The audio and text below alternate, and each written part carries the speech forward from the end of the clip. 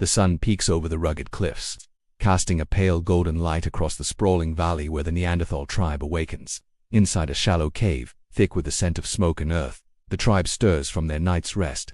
Early morning mist clings to the forest floor, and the sounds of distant waterfalls mix with the faint rustling of leaves. In the dim light, adults stretch their stiff limbs while children rub their eyes, blinking against the new day. The cave walls, decorated with crude charcoal drawings, tell stories of hunts past and shared victories. Outside, the air is cool but promises warmth. The tribe must prepare quickly to make the most of daylight. Nearby, a small fire still glows softly, its embers a comforting reminder of survival. A few of the elders sit around it, sharing quiet murmurs, while others sharpen stone tools with practiced precision. The balance between rest and readiness is crucial. Each day could bring new challenges or opportunities. Neanderthals rise, their heavy frames moving with surprising grace. Muscles hardened by daily toil flex as they gather clothing made from animal hides and furs. These early garments shield them from morning chill and biting insects. Survival here depends on adaptation, skill, and the strength of community. Outside the cave mouth, a young hunter scouts the horizon, eyes scanning for movement. The forest holds danger but also food and resources, vital for the tribe's survival. His sharp gaze picks out shapes a distant herd of deer, a rustle suggesting smaller prey, signs that today could bring a successful hunt. The women prepare the hearth, adding dry twigs and leaves to coax the fire back to life. Smoke curls upward, mingling with the fresh scents of damp earth and pine. Cooking will soon begin, roasting roots and drying meat to sustain the tribe through harsh seasons. Children, curious and energetic, play near the cave's entrance, their laughter echoing softly. Their games mimic adult actions, a vital part of learning survival skills. Through play, they grow stronger, smarter, and more attuned to the wild world around them. The tribe leader, a figure respected for wisdom and strength, stands at the cave's edge. He watches the land and sky, feeling the rhythm of nature and the pulse of his people. Leadership here means more than power. It means guiding the group through uncertainty with courage and insight. As daylight floods the valley, the Neanderthals prepare to embark on their daily journey. Some will hunt, others gather, while a few remain to guard the cave and tend to the young and the injured. Each role is essential in this delicate web of survival. With a final glance back at the safety of their home, the tribe steps into the forest. Branches snap softly underfoot as they move with practiced stealth.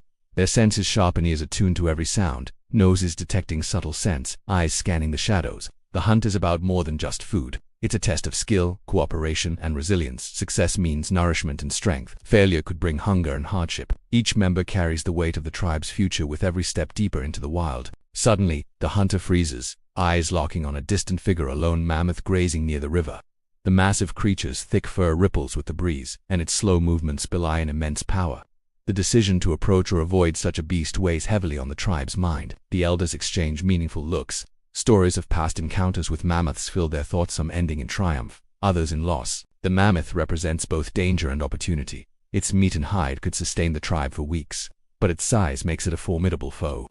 The group quietly forms a plan, understanding that cooperation is the only way to bring down such a giant. Spears are checked, traps considered, and the element of surprise becomes their greatest weapon. The hunt will test every skill they have honed. In the meantime, gatherers move through nearby bushes, plucking berries, roots, and edible plants. Their knowledge of the land is deep and instinctive. They recognize which plants nourish and which harm. This knowledge has been passed down for generations, an oral history written in survival. The day stretches on with rhythm, periods of focused effort, interspersed with moments of rest and reflection. The forest is alive with movement. Birds sing overhead, insects buzz nearby, and distant animal calls remind the tribe of their place in the circle of life. As the sun climbs higher, heat intensifies. Sweat beads on brows and drips down backs, but the tribe presses on. Water is found in a nearby stream, and a quick break allows the group to drink deeply and cool their bodies. Hydration is as vital as food. By midday, the hunt begins in earnest. The group surrounds the mammoth cautiously, their breath steady, movements synchronized. The mammoth senses danger and lifts its massive head, ears twitching, nostrils flaring. A tense silence falls over the forest. Spears fly, thudding into thick hide. The mammoth roars, shaking the earth with its fury. The tribe presses the attack, retreating when necessary, then pressing forward again. The dance of survival is brutal and raw, a clash of primal strength and cunning. In the chaos, one hunter falls, his body struck by the mammoth's mighty trunk.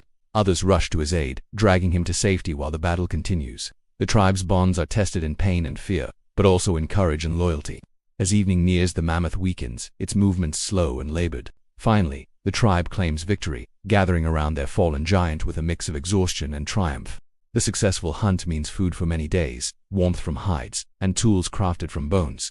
The sun sets in a blaze of red and orange, painting the sky with the colors of survival. The tribe returns to their cave, carrying the spoils of their hard-fought day.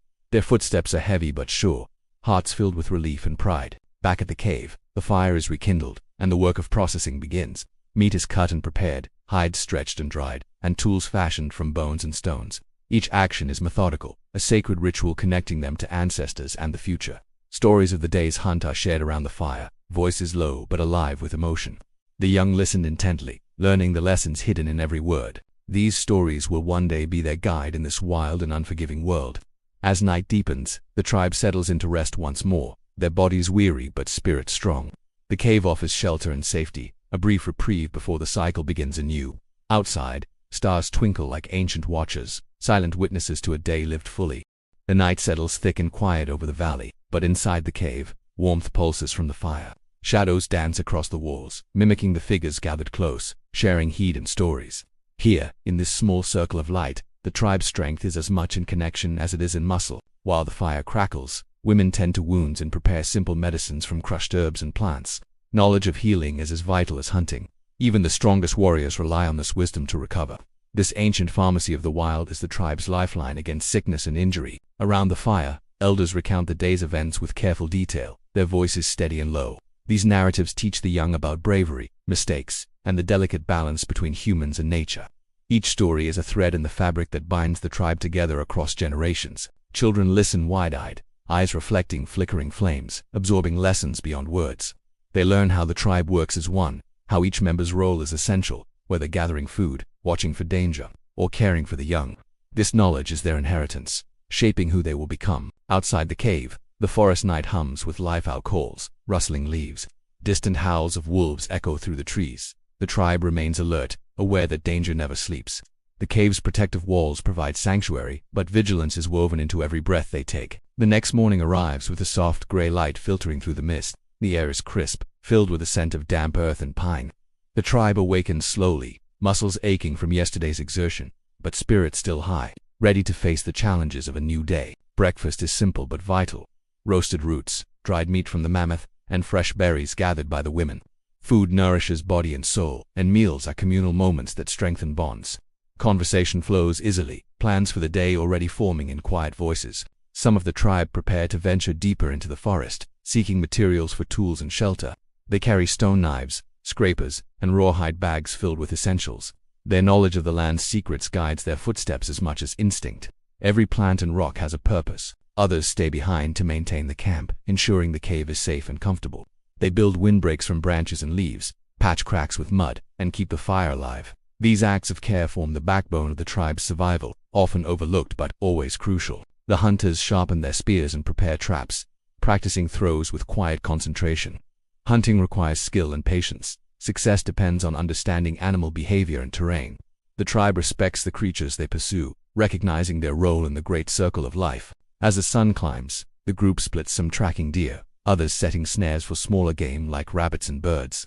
Movement is silent and deliberate, a ballet of survival choreographed by centuries of experience.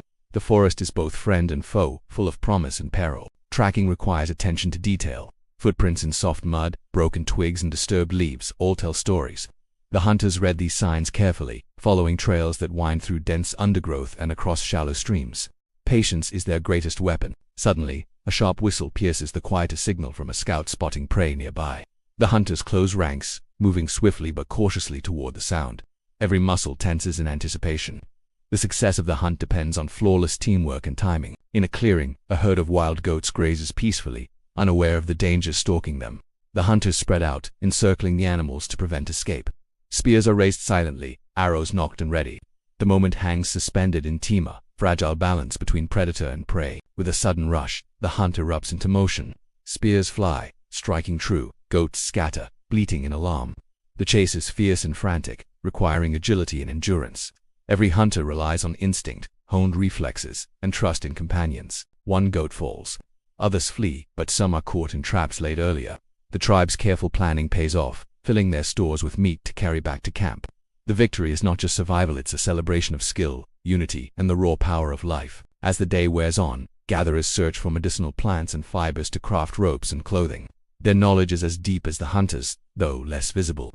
The wild offers everything the tribe needs: food, shelter, tools, and medicine, all waiting to be discovered with patience and respect. Back at camp, the successful hunters and gatherers return, greeted with relief and joy.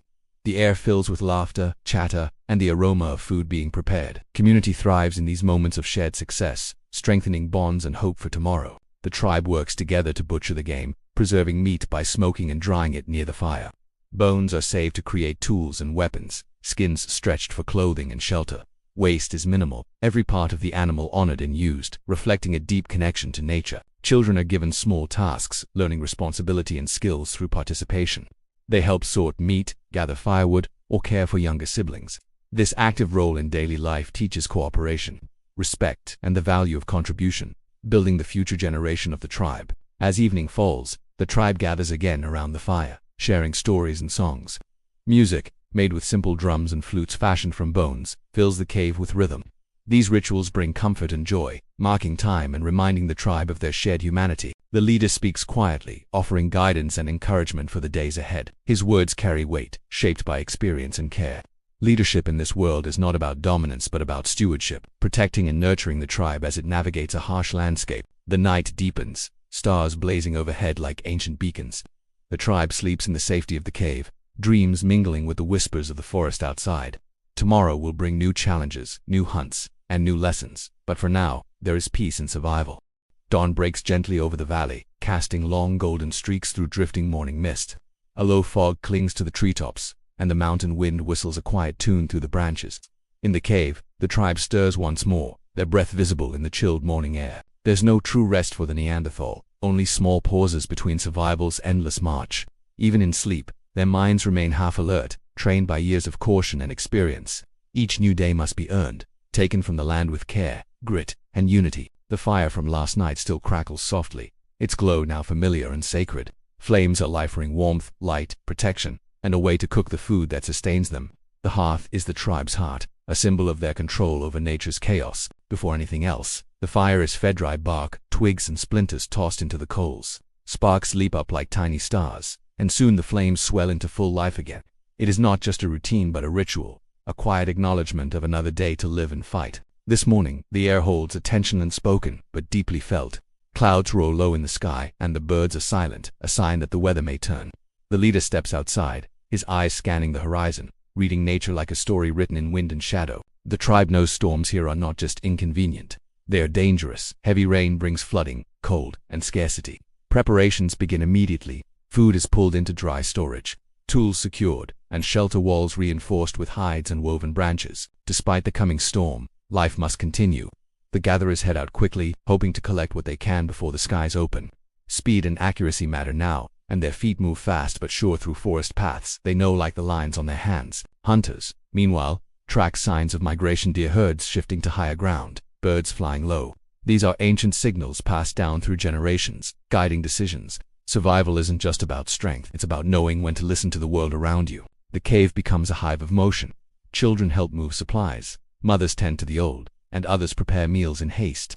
Cooperation isn't optional, it's survival. Every member, no matter how small or old, is a vital thread in the tribe's tightly woven fabric. Inside the cave, an elder sings softly while grinding roots into paste, a medicine for fevers. Her voice carries the echoes of many ancestors, and her knowledge holds centuries of trial and memory. She is a healer, a living library, the keeper of wisdom as valuable as any spear. As the wind begins to howl outside, the tribe returns one by one, soaked but alive. The rain starts to pour, drumming on the stone and trees like 1,000 beating drums. Within moments, the world becomes a storm of noise and water, but inside the cave, there is calm. Huddled close together, the tribe eats from shared bowls, food passed hand to hand. Conversation is quieter now, more thoughtful. Today's storm reminds them how small they are in the eyes of nature, but it also reminds them of their strength, their unity in the face of hardship. Later, as lightning dances beyond the cave entrance, the leader tells a story, his voice rising over the thunder. It's a tale of an ancient hunt, of a tribe who brought down a great cave lion through courage and cunning. The children listen wide-eyed, eyes fixed on the flickering firelight. Each story is a gift, a map, a mirror, a warning, a guide. These oral histories are how knowledge survives the centuries, passed from voice to ear like flame from torch to torch. In a world without books or walls, the tribe carries its legacy in memory and word. The storm lasts deep into the night, but no fear lingers in the cave. There is shelter, there is food, there is fire, and above all, there is each other. In the face of roaring skies, it is not fear that binds them, it is trust. By morning, the rain has ceased, and the world smells fresh and reborn. Pools of water glitter in the forest, and animals emerge cautiously from hiding. The storm has passed, leaving behind broken branches and scattered leaves, but the tribe remains whole. They emerge slowly, blinking against the light, examining the land. A fallen tree has crushed part of the old firewood pile, but nothing irreplaceable was lost.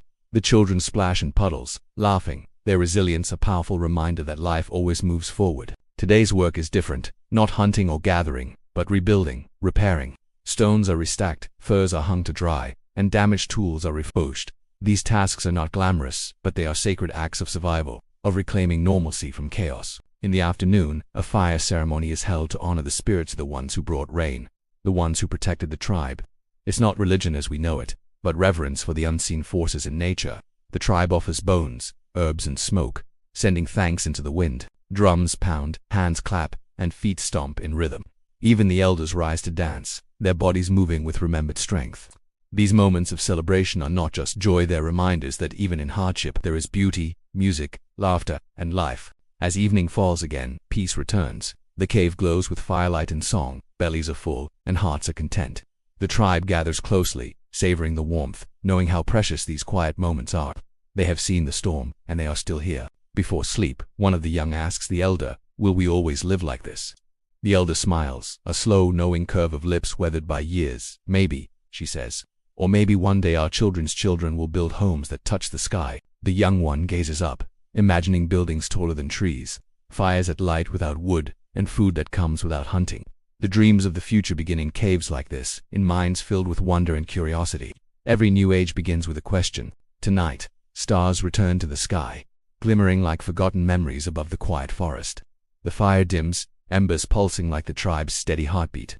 Sleep claims them one by one, wrapped in furs and the warmth of one another's presence. Outside, the wind whispers gently through the trees. Nature is calm again, but watching, always watching. The world of the Neanderthal is not one of ease, but one of balance. Between life and death, fear and courage, hardship and joy, they find meaning in every breath. They may not build monuments or write books, but their legacy is etched in the bones of the earth. In the fire they tended, in the stories they told, in the children they raised. The Neanderthals left behind more than fossils. They left behind spirit, and perhaps, deep within you, our blood, our instincts, our need for tribe and fire, their story still continues. We carry their resilience, their creativity, their unyielding bond with the land. They are not gone. They are part of our beginning. The final flame flickers low, the last spark curling into smoke that rises through the cave's ceiling. Another day ends, and the Neanderthals sleep, dreamless and whole, not just surviving but living, fiercely, fully, as only those close to the earth ever truly can.